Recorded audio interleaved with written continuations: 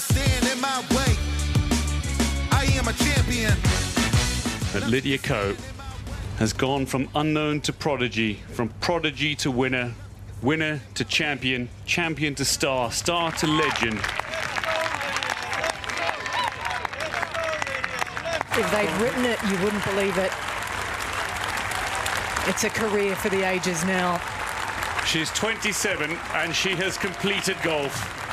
Gold medalist and Olympic champion Lydia Ko. She calls it her Cinderella moment. It's honestly been, such a fairy tale, and yeah, I'm on cloud nine, really. Sitting on top of the world with an Olympic gold medal and the AIG Women's Open title, her wallet boosted by $2 million. The fairy tale fortnight doesn't get much better. She's got the point she needs for LPGA Hall of Fame induction. But getting here has been tough. Lydia Ko was the world's best at 17. By 19, she'd won 2 Open titles. Then the drought. It's taken her 8 long years, 438 frustrating weeks to win another title. Why did the most outstanding teenage golfer, Lydia Ko, lose her path to greatness? Many argue that it was the classic story of the sporting prodigy who burns twice as bright and half as long. I've had my fair share of ups and downs, in between 2015, 16 to 2024. And when things aren't going well, you feel like you're never going to get out of that lull. Kia ora, I'm Amanda Gillies, and on the detail today, the rise, fall and rise again of Lydia Ko, and how top sports stars deal with the pressure, the stress, the scrutiny, the expectations, and overcoming that dreaded slump in form. Well, the worst thing it can creep in is self-doubt. That's former Black Caps batting star Mark Richardson. There we go. Well played. Never has a player deserved 100 more. Fantastic achievement for Mark Richardson. But he's battled his own sporting anxieties and slumps. He's now a golf convert and long-time Lydia Ko follower. I've watched her for a long time, since she was a little girl coming through. And in fact, I've been coached by her original coaches at the Institute of Golf. And I think the key with Lydia is that she actually loves what she does, and I think she's ever fallen out of love with it. And I look at the real greats of any sport, and yeah, they have to have natural talent, and that natural talent sort of grabs them and they gravitate towards the sport. But they're all the ones that work the hardest as well. And when you hear, let's say, people who played with the greats, they go, and he was always the first at training and the last to leave and had a million throwdowns. I see that with Kane Williamson and the New Zealand cricketers. And to be able to put that work in and do more than the others, one, yes, you need the talent, but you need to enjoy that process. You need to actually enjoy the work and enjoy the steps that you need to do to play well. And you're less outcomes focused, you're more process orientated, but which is such a cliche. But these guys and girls, they live the process, and they more importantly enjoy the process. So they just keep working at it. Co-leader Lydia Ko, she is 1 round away from playing herself into the LPGA Hall of Fame by the age of 27. When you could see that she was getting close to the win, do you get nerves? Do you follow? Do you feel it? Oh, heck yeah. Yeah, I love it. I'm there, right in every shot. I get sweaty palms and things like that, and I think, how am I going to play that shot if that was me? I love my final round of the final 9 in a major or a golf tournament. I watch a lot of that on sport. I loved the Olympics. I just thought it was great. She had bronze, silver, gold, and I think that means so much to her. But she did say after that she wanted to win another major, and boom, she just went out and won the next major. So a fortnight. That would have been significant in the back of her mind. She's obviously in good form, but she's making the most of it. She's just got such great processes, and she's been there before. She's done it. She's had that lean trot, and that's why she's so good now. What about, though, those slumps that, it's been 8 years, I think, since she got from her second to her third title. How hard are those slumps, and how do you get over them? Well, the worst thing it can creep in is self-doubt. And I'm sure she's had some self-doubt and been questioning as to, how long she's going to play the game for, because she's played it for so long. Well, Lydia Ko answered that question yesterday on RNZ's First Up. I know for a fact I'm probably never playing past 30. And, what has happened in the last few weeks doesn't change my timeline of things. I want to leave the game while I'm still playing well. But I think what gets anyone through the self-doubt is that you haven't actually fallen out of love with the game, and you believe you can still win if you have your day and you're looking forward to that day. I think once you actually believe that you can't do it, or you really can't be bothered putting the extra work in, you need to do it, you're not getting any enjoyment out of that, and it's become just a grind, then I think you're unlikely to come back from the slump. That's what ended my career. As I just knew that I had no desire to be me any longer. I had no desire to bat the way I wanted to bat, and I had no desire to put the work in like I normally would. And then I realised I had no other way. But I think I get the feeling that Lydia still loves the game of golf. Loves hitting golf balls.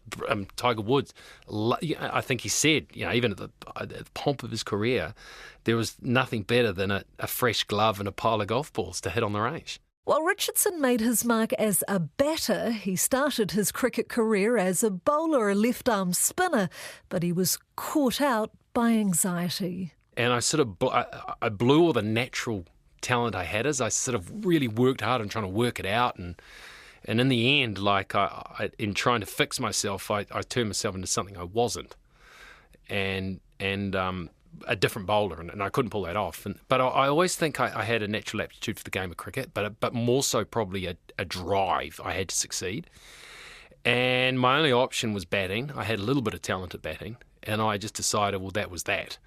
But I think the process of batting just fitted more with my mentality and how I like to go about improving. And I remember when I was at my very best as a batsman, it was probably before I played for New Zealand.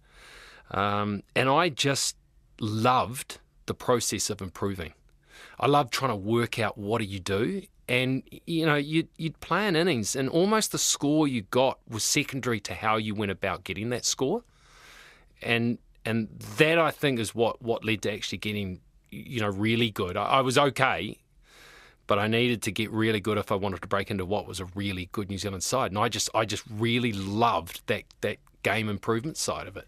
But you quit for a little bit, didn't you? You decided, I'm going to take summer off, I'm going to go surfing, I'm going to go live a good, fun life. But it was when you were out in the water that you kind of thought, actually, no, I'm going to do this?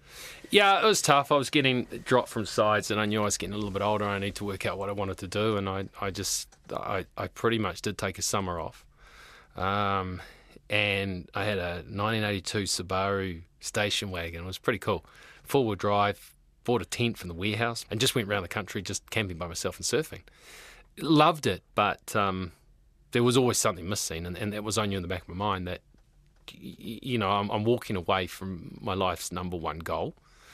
The other thing that happened around about that time when I did come back to Dunedin, where I was living, I got fit.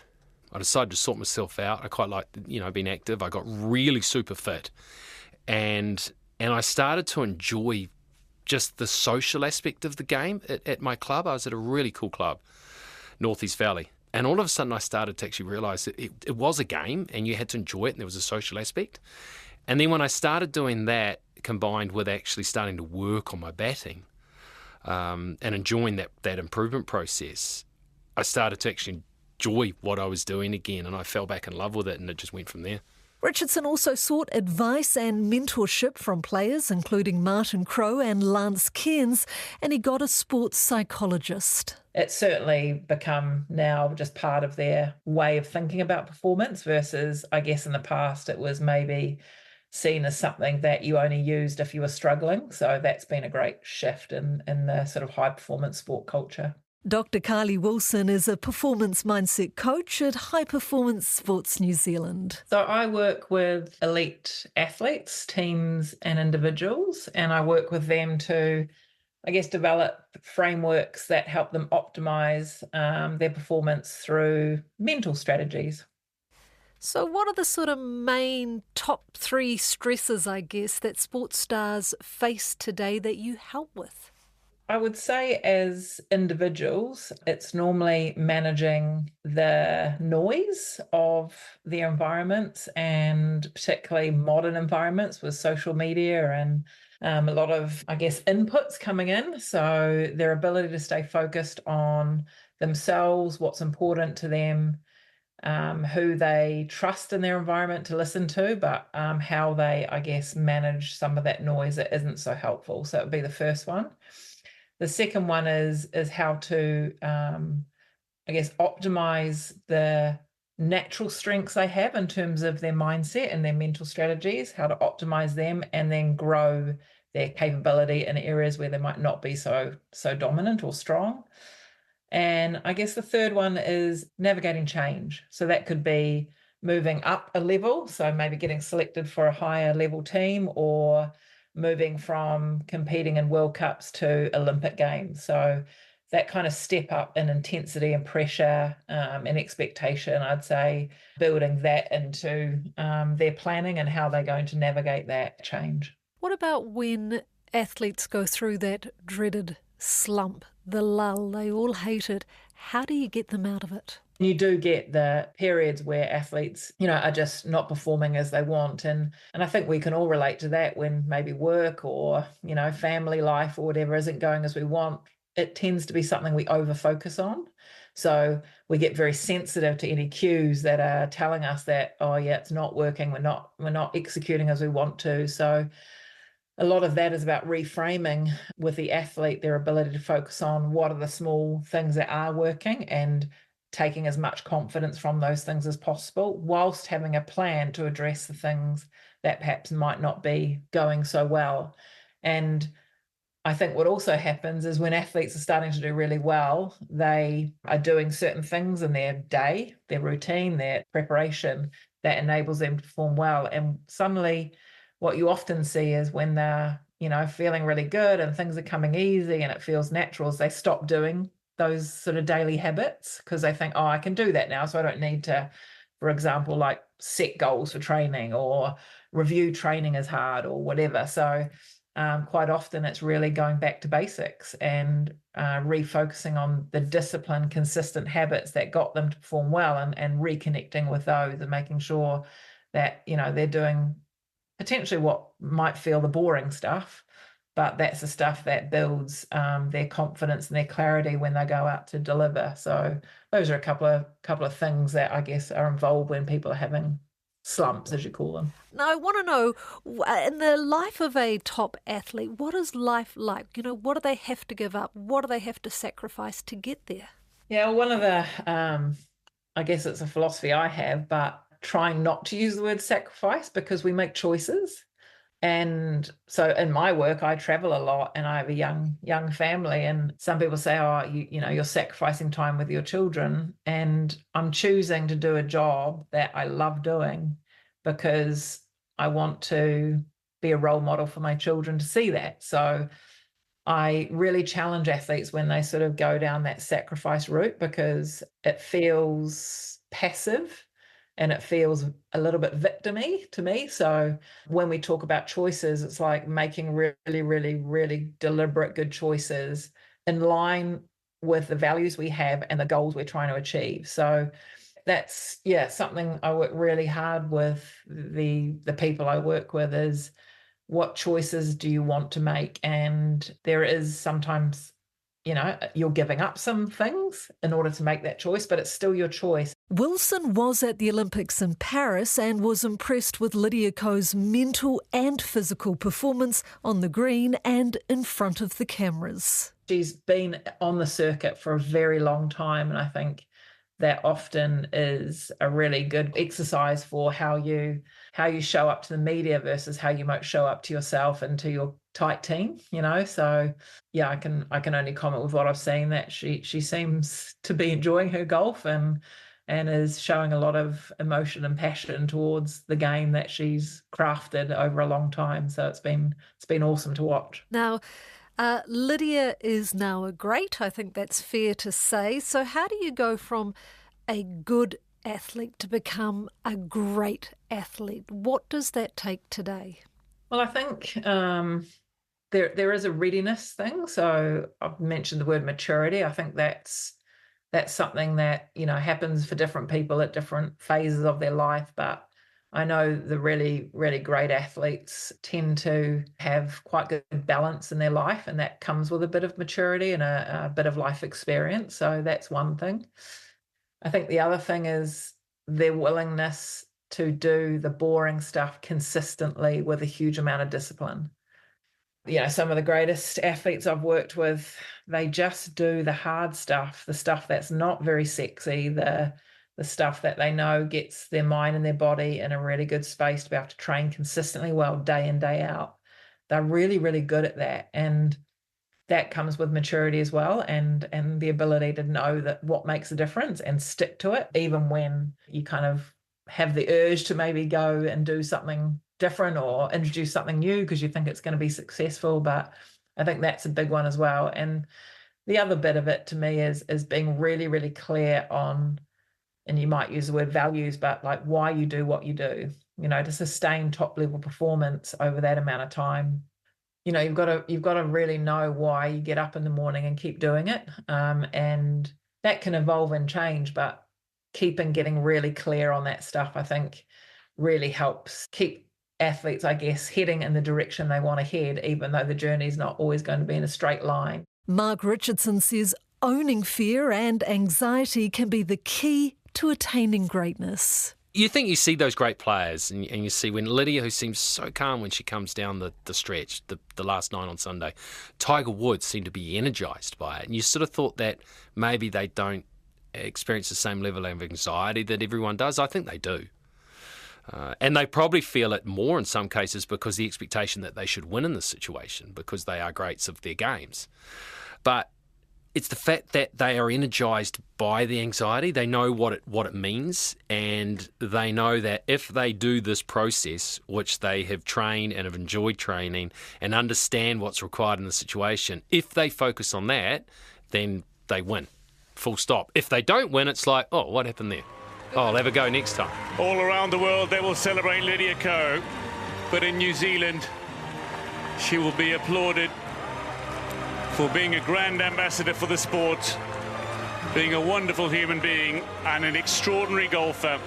The youngest winner on the LPGA Tour, the youngest to be ranked world #1, the youngest woman to win a major, the youngest player to win 10 events on a major tour, and now the youngest ever to qualify for the LPGA Hall of Fame induction under its current criteria. Do you feel when you watch people like Lydia Ko, knowing what they've gone through to get where they are, do you feel a sense of maybe pride or something like that watching her at that top level? I have a lot of admiration for Lydia because I think anyone who was a protege and was expected to fulfil a level of greatness and then goes and does it, I have amazing respect for that, and then does it over the long term. Lydia comes to mind, Tiger comes to mind, Sachin Tendulkar, the Indian cricketer, comes to mind there. When you can satisfy that public level of expectation and yet somehow still enjoy what you do, that's a quality that I don't think I ever sort of quite managed to get. At the top level of sport, there is the fame, the fortune, the fans, all in excess, and it can be highly addictive. But like all addictions, there is a downside. Headlines broke. Lydia Ko, the star of the century, plummeted down the world golf rankings. Her team have to be thinking that they have made some huge mistakes, taking an unbelievably talented player and turning her into the ordinary. I mean, it's probably different for the modern sports person because of citizen journo, you don't get to enjoy the baubles of office as much nowadays. You won't get away with it. Like everyone would think that it's all roses, beer and skittles and roses. And don't get me wrong, it is great, but the motivations they got their intrinsic. They come from within. It's the feeling of success. That's what makes you feel good about yourself. All the trappings, all the notoriety, people coming up wanting autographs, wanting selfies, and things like that. I'm not going to say it's not cool. It's not humbling. It's not flattering. But I think at the end of the day, it's not what gives you the satisfaction of what you're doing. It's the success that it's the fact that you know that you've put everything on the line. You've worked so hard for this, and you've been able to succeed. So stepping away from that, making the decision to retire from top-level sport can be terrifying. Well, it's scary.